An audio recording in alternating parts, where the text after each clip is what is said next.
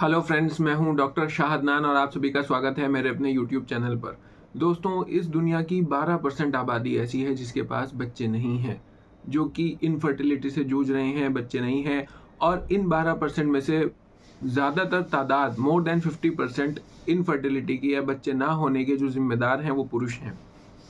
और पुरुषों की जिम्मेदारी ये है कि उनका लो स्पर्म काउंट रहता है, जिसकी वजह से बच्चे नहीं हो पाते। उन्हें अपने सीमेन का टेस्ट कराना पड़ता है और फिर उसमें देखना पड़ता है कि जो स्पर्म्स हैं उनकी तादाद कितनी है, उनका मूवमेंट कैसा है, और फिर ये डिसाइड हो पाता है कि इसके बच्चे किस वजह से नहीं हैं, तब वो कारण तक पहुंच पाते हैं। इस वीडियो में दोस्तों मैं आपको ऐसे 5 सिम्टम्स एंड साइंस बताऊंगा जिसकी वजह से बिना टेस्ट कराए आपके अगर बच्चे नहीं हैं तो आप अंदाज़ा लगा सकते हैं कि कहीं आपको लो स्पर्म काउंट तो नहीं है। तो चलिए दोस्तों शुरू करते हैं। वीडियो शुरू करने से पहले मैं आपसे ये कहना चाहता हूँ कि अगर आप किसी भी प्रॉब्लम से जूझ रहे हैं और उसका यूनानी सॉल्यूशन चाहते हैं तो नीचे दिए गए व्हाट्सएप नंबर पर व्हाट्सएप मैसेज के ज़रिए से, याद रखिएगा, व्हाट्सएप मैसेज के ज़रिए से आप मेरा अपॉइंटमेंट ले सकते हैं और मुझसे कंसल्ट कर सकते हैं। और हमारी दवाइयाँ भी आप घर बैठे मंगा सकते हैं जिनकी delivery all over India free है। तो चलिए दोस्तों शुरू करते हैं। इस वीडियो में मैं आपको 5 ऐसे साइंस एंड सिम्टम्स बताऊंगा जिससे आप पहचान सकते हैं कि कहीं आपका लो स्पर्म काउंट तो नहीं है। सबसे पहली बात, लो सेक्स ड्राइव। अगर किसी का लो स्पर्म काउंट होता है, स्पर्म कम बनते हैं, तो उसमें एक ये आती है दिक्कत कि लो सेक्स ड्राइव हो जाती है, यानी सेक्स करने की इच्छा जो है वो कम हो जाती है। कितनी भी वो इस तरह की चीज़ें देख ले, स्त्री के कितने भी करीब चला जाए, लेकिन उसकी जो इच्छा है वो कम हो जाती है। और ये बात इंसान महसूस कर लेता है कि इच्छा जो है वो कम हो गई है। तो इच्छा का कम होना इस बारे में दलालत करता है, इस बारे में दलील देता है कि कहीं लो स्पर्म काउंट तो नहीं हो गया। दूसरी बात, इरेक्टाइल डिसफंक्शन।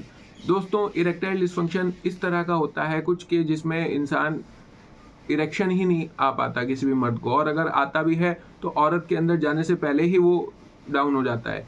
लेकिन अगर लो स्पर्म काउंट है तो इसके मरीज इस तरह के हैं कि शुरू में इरेक्शन आता है, लेकिन बाद में फिर क्रिया के दौरान सेक्स करते हुए वो बीच में ही जो है डाउन हो जाता है। तो ये भी एक बहुत बड़ा सिम्टम है लो स्पर्म काउंट का।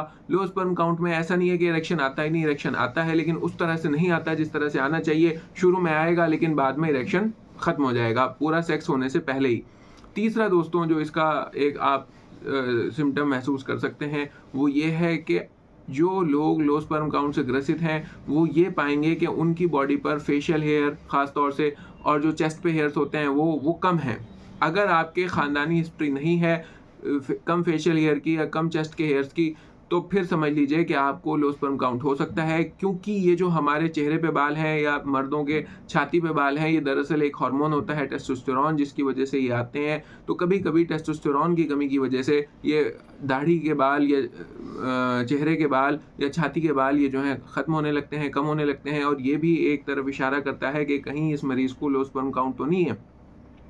चौथी बात मैं आपको ये बताना चाहता हूँ कि लो स्पर्म काउंट के बहुत सारे मरीजों में टेस्टिस के आसपास दबाने पर कोई लंप, कोई स्वेलिंग, इस तरह से कोई चीज़ मिल जाए, कोई गांठ मिल जाए, कोई लंप मिल जाए, कोई स्वेलिंग मिल जाए, अगर आपको इस तरह की चीज़ मिल रही है और बच्चे भी नहीं है तो फिर जाहिर है कि लो स्पर्म काउंट है और ये वहाँ पर इसका इलाज करा के बहुत जल्दी ही ये ठीक हो जाएगा।